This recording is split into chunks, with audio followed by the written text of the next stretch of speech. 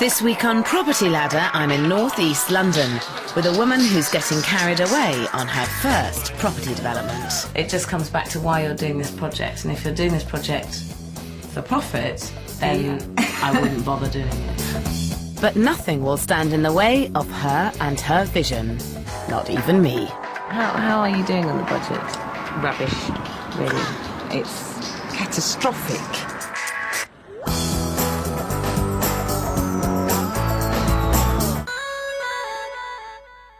It's a fine line between profit and loss. Underestimate your budget and overestimate your sale price, and you'll never make your development pay. House prices go up and house prices come down. But you can help to protect yourself from market forces if you do your sums carefully. And nowhere is this more important than in and around London. The property market here takes no prisoners. But it is still possible to make good money. And pharmacy assistant Sue Silver thinks she's got what it takes to succeed. I would like my end product to be finished superbly, and that if you bought the house, you could just walk into it with your friends or your family and they'd just go, wow, this is the place to live. With a passion for interior design and doing up dolls' houses, Sue's got no shortage of creative ideas. The trouble is, with a huge mortgage on her own home, she has a serious cash flow problem. So she's teamed up with her long-term friend Aubrey, who's going to fund her property developing career. They've just completed on their first property, this Victorian terrace in Chingford, North East London. Sue chose it, Aubrey paid for it, and they're going to split the profits 50-50. And this is it? This is what you bought? This is what we've bought. So how is this site going to run? Who's going to be on site every day? I'm going to project manage this and do quite a bit of the work on it. And Aubrey, are you going to do anything on site? I'm going to be at work worrying that everything's going well here. Right, so you're not here at all? Virtually not at all. And you're going to be here every day? Every day. With no written contract, Aubrey is prepared to trust Sue to manage his investment. How much did you pay for it? We paid $175,000. And what do you reckon that the cost of this development will be? About $20,000 for everything.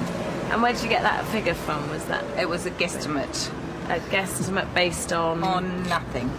So I'd have thought it would be nearer 35,000, 40,000 to refurbish this sort of house. I hope not. A guesstimate is a bad starting point in any development. There's a huge amount of work involved in modernising old terraces. There's hardly ever a decent bathroom, which means redesigning the layout and sorting out the plumbing. On top of that, you'll need a new kitchen, new electrics, and often new windows, not to mention redecoration, and this almost always means replastering. It's a mistake to think that a small property will only need a small budget.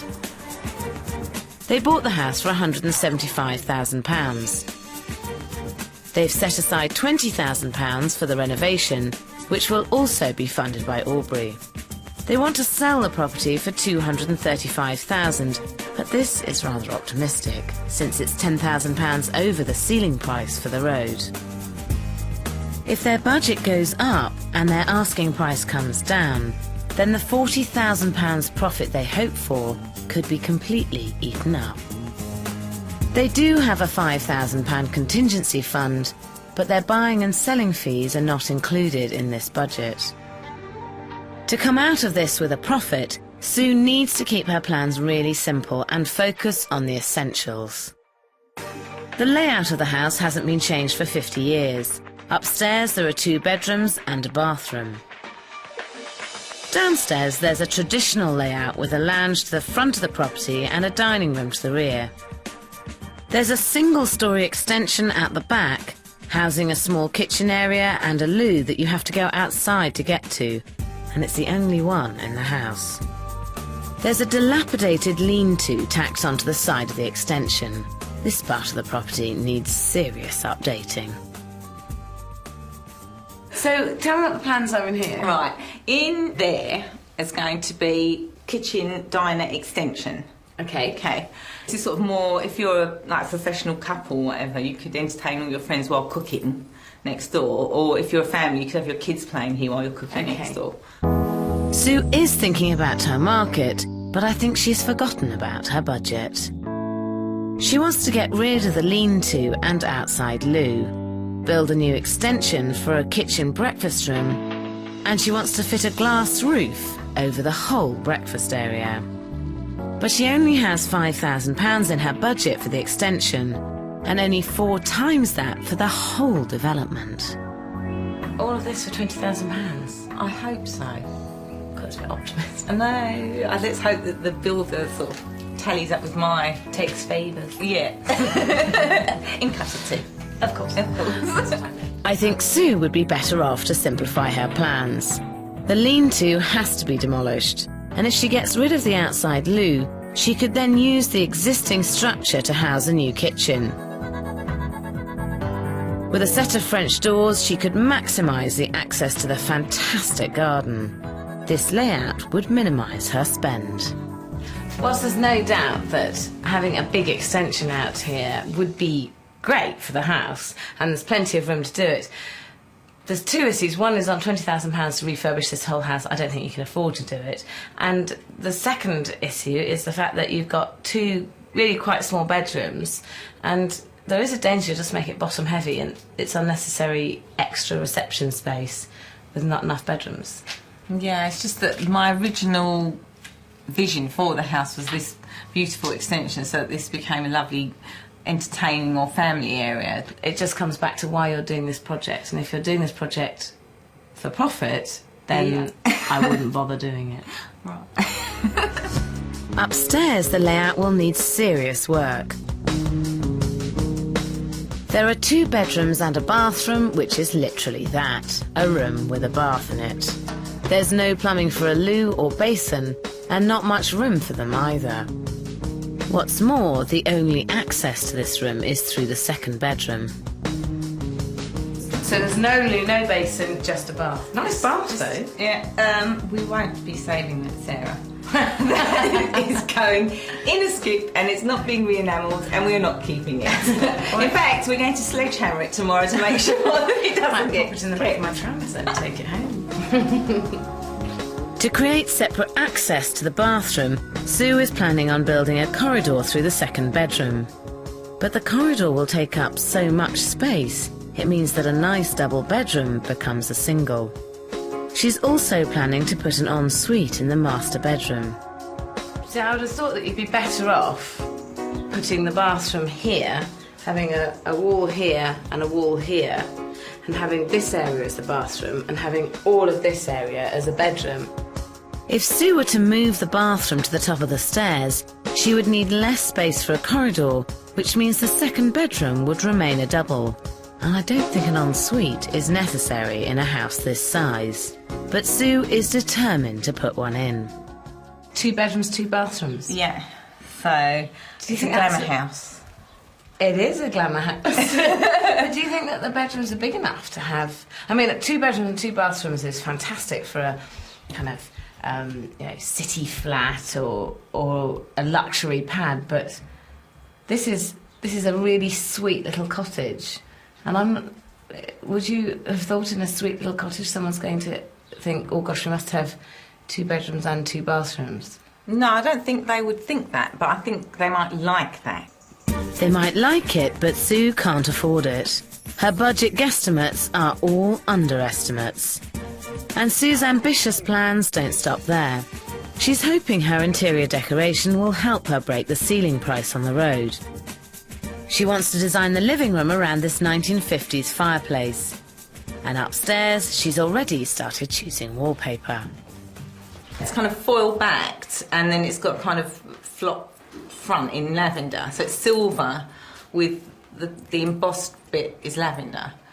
And that's just going to go on one wall. And the rest of it's going to be, the walls will be plain, a paler lavender. It's the lavender. It's the question mark for me. I mean, I personally wouldn't want a room that's lavender and silver, personally. You'll see. I will show you in time what this You'll win me lavender over. look. I'll win you over with this lavender look. I think Sue's ideas are a little too big for this small house, and far too big for her budget. She's only got £3,000 for the kitchen, the bathroom and the ensuite. And she's only got £5,000 for the glass roof extension. But work is about to start and there's no holding her back. Right. Day one. Family and friends have been roped in to strip out the house and Sue is loving her new job. Oh, yes. That's what I wanted. But it's not long before she gets a wake-up call. 35,000. I'm not building a new house, you know, it's just an extension, a glass roof extension.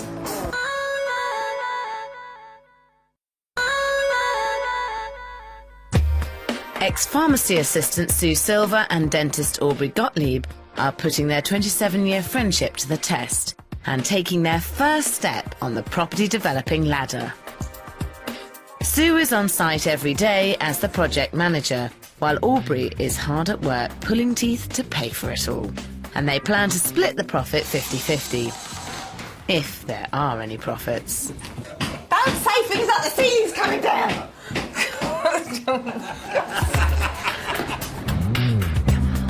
This 2 Up 2 Down in Chingford is to be the start of Sue and Aubrey's property developing empire. Sue's given up her job to devote herself full-time to her new career. While lots of developers are steering clear of the London property market at the moment, Sue is super confident. And her enthusiasm is infectious. Almost everyone she knows is getting involved. Mum Ruby is doing the garden. Dad Dennis is doing most of the decorating. The electrician is her cousin Richard, and Clifford the plumber is an old school friend who's known the family for years.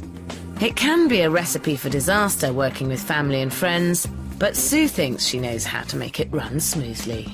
Well, I'm paying everybody that's involved in the project because it is a business venture. And I don't think it's fair if I'm going to do more than one house to just call on people out of the goodness of their heart. Although they would do it, I just don't think it's fair because there is another house to go and maybe another house after that, and that just wouldn't be fine. That isn't to say that I haven't stolen some of Mum's plants out of her garden. I call those freebies. Paying everybody is a good idea, but only if you've got the money in the first place. And Sue's budget is very optimistic. She's allowed £1,000 for the architect, £3,000 for the plumbing and heating, £2,000 for new electrics throughout the house, £2,000 to replace the windows with double glazing, £3,000 for the new kitchen and bathrooms, £3,000 for the decor and flooring, £1,000 for the garden and labour, and £5,000 for all the building work, making a total of £20,000. But trying to find a builder to take on this job for £5,000 is proving a bit of a challenge. 35,000? I'm not building a new house, you know, it's just an extension, a glass roof extension. At £35,000, this quote for the extension is 7 times more than she'd guesstimated. It's a massive blow for Sue. It was difficult because I had this vision of what I wanted the place to be like, and the budget thing had thrown me so much that I couldn't even think in design terms of what else to do. I really thought, I'm going to give up before I start. And it's not like me, but I really thought I'd made the hugest blunder. It's 2 weeks in, and I think it's time for Sue to forget about her glamour house and start thinking like a businesswoman. Her profit margin is dangerously tight.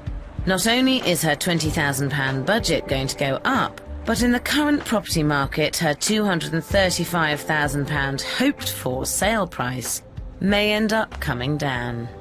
And here's one. It's a 2-bed, newly modernised house, and that's not a very good price. No, that's my road that I live in, so that's a bit worrying.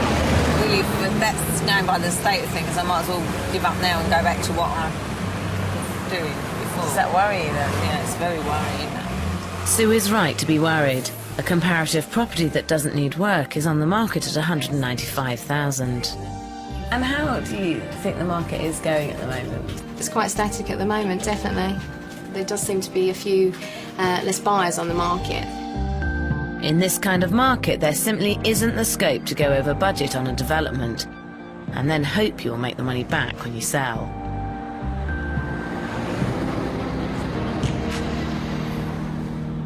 After a careful rethink, Sue has scaled back her plans.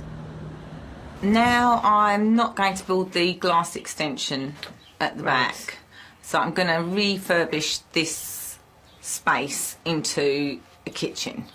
And what about the end wall? What are you going to do there?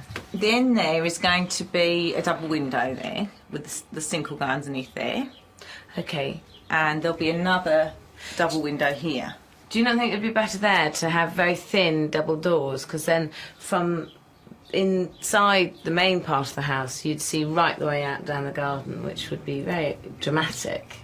But being so limited with the amount of units, etc., I thought if I take up that space with doors, it's leaving not much in the way of Because you don't actually lose that much space, because if you go along the end and down both sides, you lose the corners of both. Now, there are quite clever units that use up the corners, but you don't actually lose that much space in terms of where you can put a washing machine or a fridge or an oven. It's easier actually to have a straight run. And I think it would be much more effective to be able to have them wide open, opening right down that beautiful big garden, so you really get the full effect of it. But I think we're going to have to agree to differ.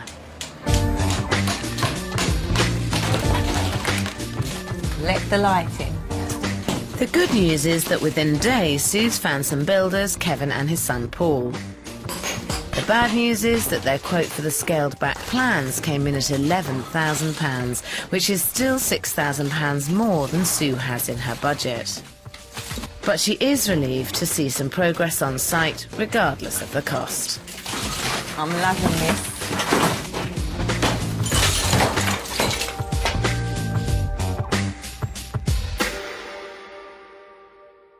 Upstairs, the plumbers are hard at work. Sue has abandoned her plans for an ensuite which will save her a few £100s, but she still wants to fit the bathroom in the room where the bath was, and that means building a long corridor through the second bedroom, which is a terrible waste of space. Will we get the bath through this corridor? It's the turn on here, I suppose, but yeah, I would say so, yeah. Yeah. The bath may fit through the corridor, but I don't know how it's going to fit in the bathroom. Getting the layout to work in this long, narrow space is going to be a challenge, especially since she's back to her old trick of guesstimating. Blue was supposed to be about here, wasn't it? By the end of the day, the pipework is down, but it looks like Sue might have got her layout wrong. Cousin Richard thinks there isn't enough legroom around the loo. Well, I think it's the pipework. I think it's just a relationship between the wall and the end of the toilet. The room is not that wide, so to put the toilet there, even if the pipework was back to the wall, isn't going to give you a great deal of room. Yeah, well, I'll wait for Clifford to come. If he's not happy with it, then he will move it or shift it or something. Sue really should have measured up the bathroom accurately before she had the pipework laid. But although she hasn't yet figured out how her bathroom layout is going to work, she's going ahead and building the new corridor to get to it. Spot on 800, I think that's marvellous. And when Kevin gets going, the stud wall goes up within hours.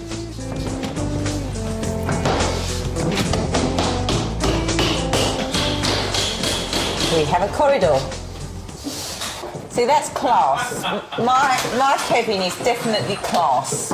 Kevin may be class, but 4 weeks into the project, Sue has just devalued this house. Instead of 2 double bedrooms, it's now 1 double and 1 single with an awkward-shaped bathroom. In the current property market, an awkward bathroom could stop your house from selling. So if you have a small space, you should plan your layout very carefully. Always start with the bath. As the biggest part of the suite, it's hardest to place. Try to utilise dead space behind the door and underneath windows, which wouldn't be any good for the loo or basin. Remember to keep your taps within easy reach. Wall-mounted taps in the middle of the bath can be a good option. A separate shower can add value, but not if it makes the bathroom feel cluttered. And I would never recommend fitting a shower instead of a bath in a family bathroom. Fitting a shower over the bath is an acceptable compromise with limited space. When it comes to the loo, try to avoid putting it just inside the door. It's not the most welcoming sight. Wall-hung pans will give you a sense of extra floor space.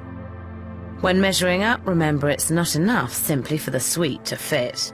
You need to allow elbow room for the basin and legroom around the loo.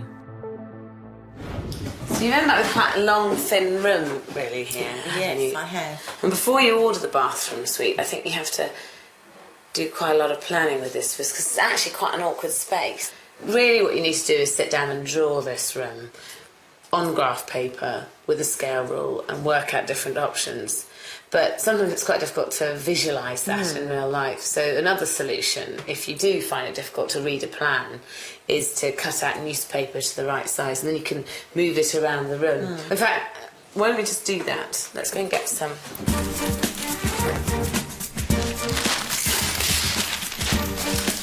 We're making a bath. Okay, why don't we start with you showing me where the layout was going to be that you were originally thinking. This is the corner bath, so that will be the corner bath.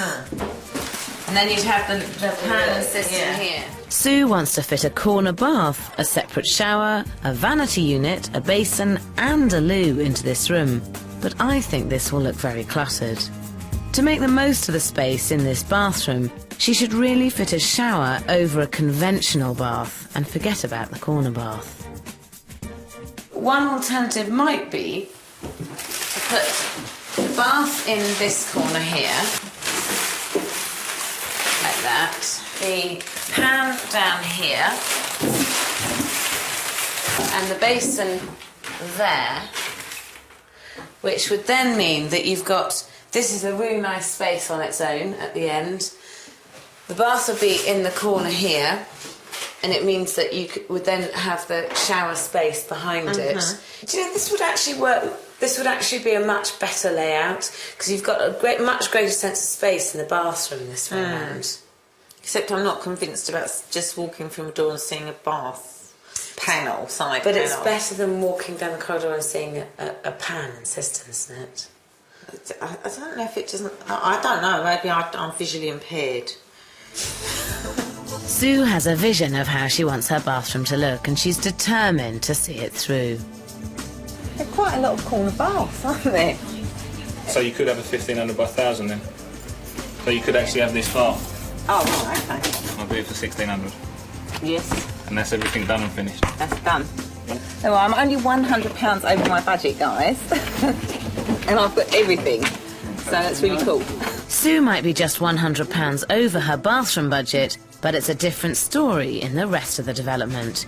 She's 6 weeks into the project and she's already spent nearly all of Aubrey's £20,000 renovation budget, which is giving Aubrey food for thought. Considering the amount of money it costs to repair and restore a house like that, is Sue in a business where she can make profit? Anyone can make money developing property. Can Sue do it? I do think that you could do more work on organising your budget, because unless the costs stack up, the project won't stack up. How are you doing on the budget? Rubbish. Oh, really? Yes, compared to my original guesstimate, which was a guesstimate before, you know, quotes and things, it's catastrophic. So you started at 20,000 when you were originally planning, and so what is it? I think it will finish at 32. There's a lot at stake here, isn't there, if you don't make any money? You know, for me there is. It's really important. I've given up my job to do this, and it's the first time I've had in my life an opportunity to do what I really want to do, and this is what I really want to do. And what happens if you don't make any money on it? I think we'll do the next one and hope we make money on that. There's one other thing that I think I should mention that we've put an offer in and hasn't it accepted on another house next door but one. Crikey, you're ready. Is that perhaps running before you can walk? Sue and Aubrey are only 6 weeks into development number 1, and they've already bought development number 2. This is putting a lot of extra pressure on Sue. It's just an unnecessary problem. There is no problem.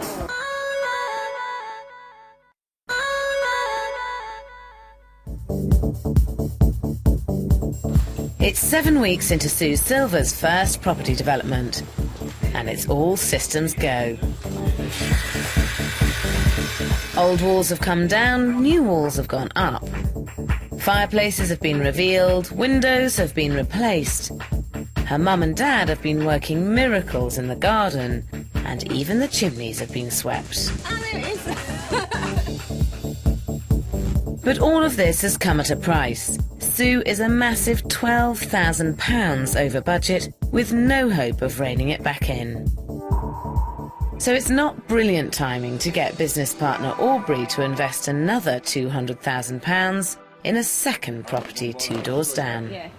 So he said, "Oh, do you think we're going to make money on it?" I said, "Well, who knows? We haven't made money on the last one yet." Sue is already spending budget number 2 by taking on an architect. So what we're doing is taking a bit of a chance, because I'll be laying out the fees for an architect to put the plans in and building regs and everything. But it's worth that chance because we could start virtually straight away. So what we'll do is, as soon as I get that first stuff from the solicitors, we'll get in there and start the drawings on that one. He's really excited. We can do another project together. So I'm really lucky. Everybody wants to work with me again. Maybe I haven't thrown a hissy fit yet. So that'll change everybody's mind, right? Back at house number 1, the hissy fit might be closer than they all think. The bathroom layout is beginning to really test her patience. It's just an unnecessary problem. There is no problem. If you just take 5 minutes to think about it, it's quite simple. Sue had the pipework laid before she measured up for the bathroom, and then she bought the bathroom suite before she rearranged the pipework. Now the plumber is saying the vanity unit won't fit. I just said it looks like it might need a carpenter to alter the vanity unit and the toilet box unit, as it were, because it looks like it's all the wrong way round. If Clifford's not and his company think it's a problem to put in a vanity and a toilet, then he can just do the central heating and leave, and I'll get somebody else in who can do it. Oh, to grant this. But sacking the plumber halfway through the project is the last thing that Sue should be thinking of. But lucky for her, Clifford is willing to stretch to a spot of carpentry to keep the peace. We can just take that out and then lose that middle bit, yeah, and then take off that, whatever, 30 centimetres or whatever it is. Yeah, that would give you a lot more room. So yeah, okay. That's feasible, then. Yeah. So, I didn't panic you too much, did I? Yeah. Telling me I need carpenters and he had a heart attack. I didn't know the experience with a carpenter on Saturday. Right. So Sue and Clifford are still friends. The bathroom is fitted, complete with corner bath, and Sue is very happy. That's perfect. Downstairs, the builders are trying to fit the kitchen, and here it's the breakfast bar that's the sticking point. That's all right, you'll get through there all right.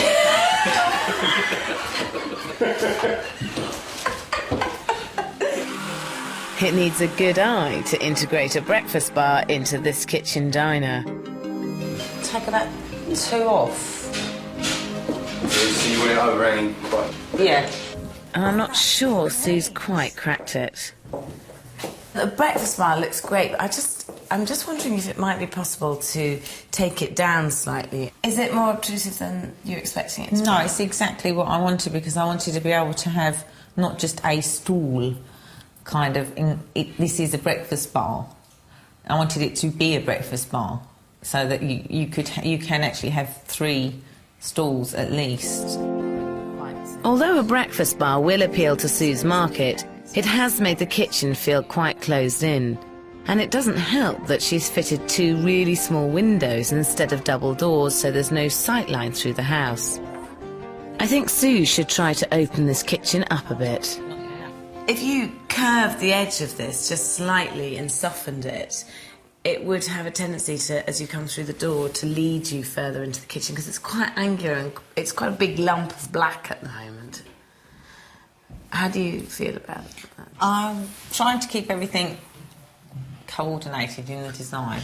There's a lot of squares here, the windows, the wine rack, the fireplace that's being made. It is a square fireplace, but you've got the curve of the insert there, which would be repeating with the square of the hole and the curve of the worktop. I think, yeah, no, it could work, but it depends on what your overall idea is. Something tells me this breakfast bar isn't going to change.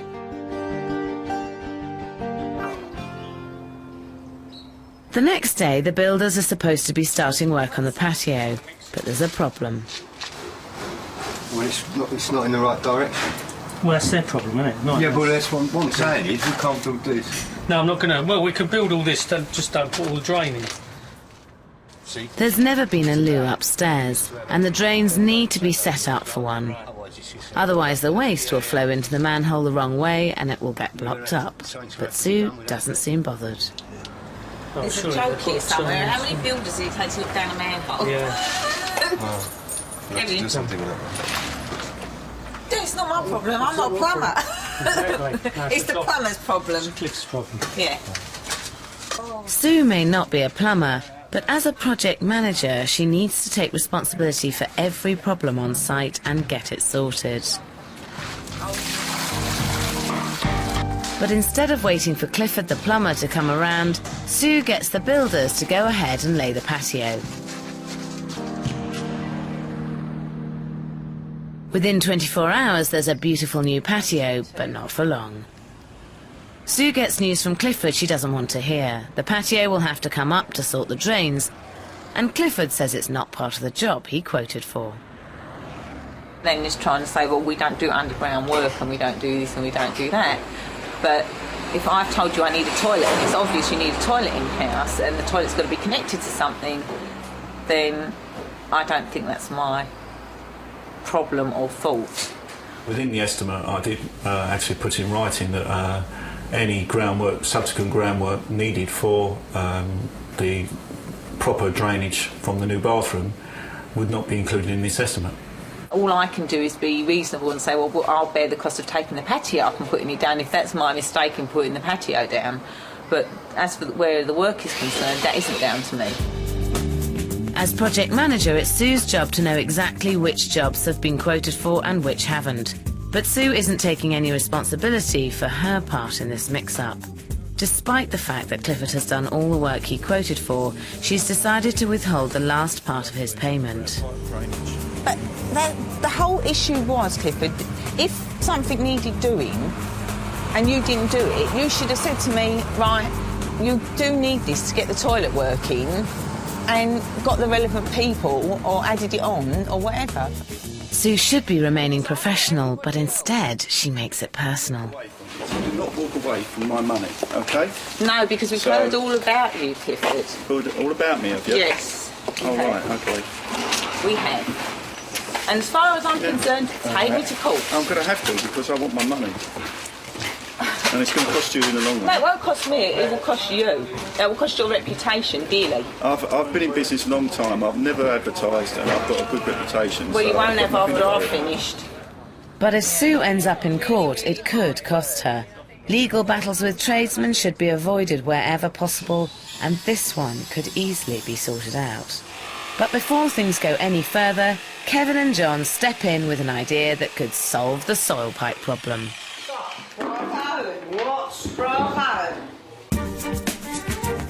A little bit of fancy pipe work means the drains can be sorted out without the patio coming up. If the patio had been dug up and new drains laid, it would have cost about £400. Kevin's solution? £6. 2 hours 2 labour. solid hours. Luckily, Kevin's pipework satisfies the building inspector, so Sue can finally move on, and she needs to. With just 2 weeks to go before the house goes on the market, she needs to get decorating fast. She's not short of ideas and is still hoping to break the ceiling price on the road. This is how I'd ideally like to do a house. So you thought you'd start small? I'd start work your way small, up. yeah. If I had a house that I could do myself, I'd have a whole Victorian house like this. Really? Yeah. For months, Sue has been fine-tuning how she wants her development to look. But I can't say often enough that in a small terrace, less is more. You were talking about having purple flock wallpaper on a silver backing. Yeah. It's quite a modern version on a flock. So it's Oh my word, look at that. a trendy, contemporary version. Of Indian restaurant. Yeah. I mean, it's terribly feminine. Do you think it can really carry in this area? It's only going to be on a wall. So it's the bed head wall that will be on to give it a focal point, if you like. And the rest of the room is going to be very plain. But one man's plain is another man's plain ugly. I'm worried that the look Sue is creating might not be to everyone's taste. She's considering borrowing a white leather table and chairs for the dining area and a massive white leather sofa for the front room. But I think she needs to tone things down a bit, especially in a buyer's market. I would be tempted to go with a slightly more mainstream and slightly less of a statement, the brown furniture, rather than this large white leather furniture. I want to show her how her development could look, with very little effort or expense. The developer of this property has paid to have it dressed for sale. For the cost of about £100 a week, you can have a whole house decked out with furniture. They will put all the furniture in, arrange it, and take it all out at the end. It has the massive advantage of the fact that it means that you don't have to store furniture between developments. You can get the right sized furniture for that particular development. It does save money in the long run. And do they have things like washing machines, dishwashers, fridge freezers? Some companies do, yes. So they'll be able to completely kit out a house. One really good solution, which I've used in the past, is that if you aren't going to sell the machine with the house and you want to put a washing machine in a hole, they're very heavy to keep moving in and out. Whereas a tumble dryer is incredibly light to move. Yes. And actually they look the same. As long as you've got the plumbing for the washing machine behind there, you can stick a tumble dryer in just to look at, which is nice and light to move in and out, whereas so you don't break the back. That's a terrific idea, actually. Take time to plan things carefully when you're dressing a development for sale. Define each room or zone with one simple function, like sitting, eating, or sleeping. Make sure the dining table is in the centre of the dining space and not pushed up against the wall. Make up beds and dress with coordinated throws and cushions. Keep colours neutral and accessorise carefully to add contrast. However, you can lead a horse to water, but you can't make it drink. Sue is determined to decorate and dress the property herself. Time's running out. Friends and family have been roped in to help. Don't go on the whites, Mum. Stay in the middle. The carpets are going down, the wallpaper's up, the wooden floors are in. The question is, in a buyer's market, will the buyers buy? Yeah, well, it's quite small though, isn't it? But for a second bedroom. Box one.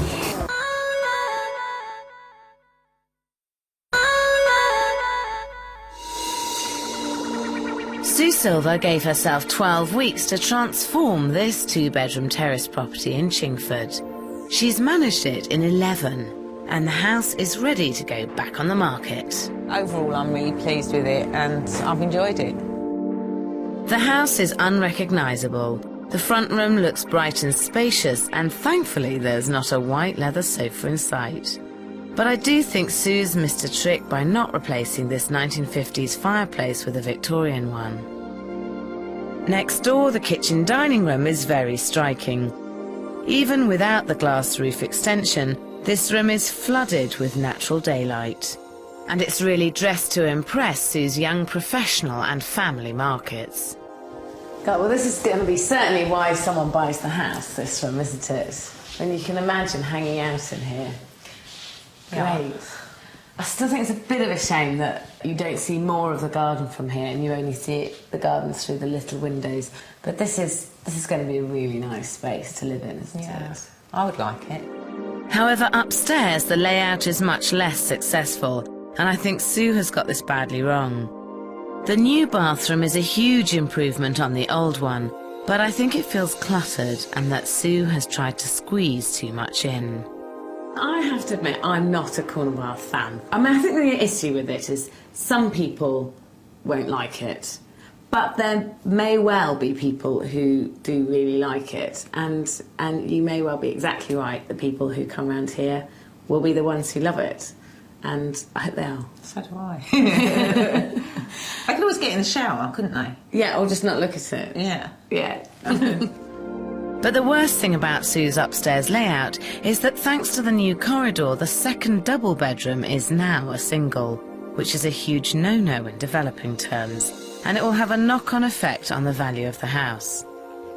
I think this room looks great, but it is very much a single bedroom, and I know it's really annoying for me to say it, but if the bathroom had gone here, you would have had the extra space with the bit of corridor in a bedroom this size to fit a double bedroom in here. But, I mean, even in this space, I think you could have fitted a 4-foot occasional double bed. Is there a reason that you didn't do that? Not really. I mean, it was just, I've just put in what's available. In the master bedroom, Sue has indulged herself. The flocked wallpaper and lilac walls are so feminine that they could alienate the male half of her market, which she really can't afford to do. But I think furnishing this room fully would help it sell. I've tried selling houses dressed in all different ways, either empty or with just beds, or beds and wardrobes. And the most successful is if you show people where they can put a bed and where they can put a wardrobe. Because if you don't put both in, there'll always be some viewer that says, or where can I fit the bed in and how can I fit a wardrobe in? I'm always worried about where I'm going to put these things afterwards, and there seems to be so many things at the moment. There is a possibility that you might have to just leave the wardrobe or chuck it, but it's part of the cost of development. The most impressive thing about this development is how quickly it came together. 11 weeks ago, this house was run down and worn out. In record time, Sue and her team of relations, friends and builders have turned it into a modern family home. But although she was spot on with her schedule, her budget guesstimates were some way off. Your initial budget on this project was £20,000, and I just don't see how a project like this could ever cost less than £40,000. And you did actually end up spending around £36,000, which, including fees, is at £43,000. So I don't think that's because you overspent. No. I just think that you... I was unrealistic. Yeah. It's no good guesstimating a budget. No, no, no. It really Unless isn't. you know. Yeah. Sue's original budget was £20,000, not including fees. She set aside £5,000 for all the building work. And even after scaling back her plans, this cost her £14,580. The plumbing and electrics shot up from £5,000 to £8,000. She had £3,000 for the kitchen and bathroom, but by dropping the ensuite, she managed to bring this down to £2,700. Windows and flooring rose from £3,000 to £4,099. She budgeted £2,500 for the garden and decor, which rose to £3,120. Labour costs rose from £1,500 to £4,240.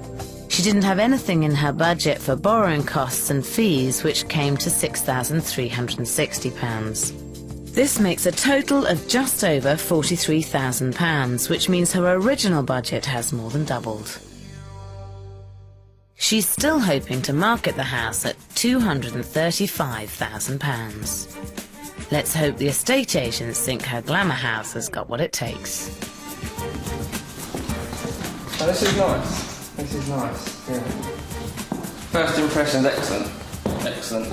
Easy to manage garden.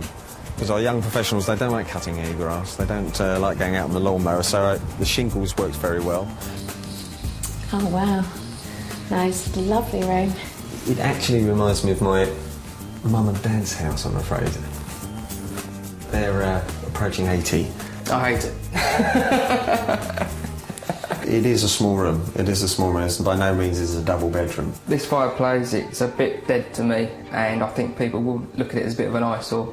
I would say the maximum that you could get out of this, especially in this market, would be around about the 220,000 mark. I would suggest a marketing price of 225. I would put this property on the market at 227,500. It looks like Sue isn't going to get what she hoped for the house. We have had 3 estate agents in to value the property, and they have come in at 220, 225 and 227.5. Do you think that those are low valuations? I do. Do you? Yeah. I mean, the average of those would be 224,000, which would give you around a £6,000 profit between you and Aubrey, which would be £3,000 each, which obviously is a bit lower than you were aiming for on this. Yeah, but that would even be all right. At least we wouldn't have lost anything on the first project. Sue and Aubrey bought the property for £175,000. They've spent £43,000 doing it up, including fees. If they get the middle valuation of £224,000, they will have made £6,000 profit. But Sue can always hope that somebody will be prepared to pay more. Look at the lights again, look. It's all open. Yeah, the open plan part's nice, isn't it? Well, I like the colour, I'm not entirely sure of the design. It's not flock, is it? No. Well, I don't know. It could be. The worst thing is wardrobes will kill it. It's perfect for that, isn't it? Oh, yeah. Well, it's quite small, though, isn't it? But for a second bedroom... Box room. It's the size again, isn't it? I mean, it's done lovely, but it's just... I suppose they've done the best they can with the size. Beautiful shower unit. Corner bath, your dream. None of the initial viewers put in an offer, but Sue put the house on the market at £229,995, which would give her and Aubrey just under £12,000 profit, only a 5.5% return on their investment, and that's if they manage to sell it at that figure. My only piece of advice would be that before you spend more of Aubrey's money, I think you need to make sure that you pay the right price to make sure there is a profit margin there. Absolutely, the only way to go. Well, we're now able to do that. So we look forward to telling you our success in the future, God willing. Good, I look forward to catching up. After 5 long months of no offers, Sue and Aubrey decided to cut their losses and sell to Sue's son for £218,000, which makes them no profit at all. Selling a house at cost is clearly not the way to make a living as a property developer, but at least it frees up their capital so they can get on with their next development. Sue does have the potential to be a good developer, But she'll only be able to make money if she can find properties with enough of a profit margin, which in the current climate is becoming the biggest challenge of all. Next week I'm in Wellingborough with a couple whose arguing is threatening to take over the project. Well, I'm male, so I'm going to win. I don't think so. I don't think so. No, you'll think you're going to win. It's scary how much it is changing us as people.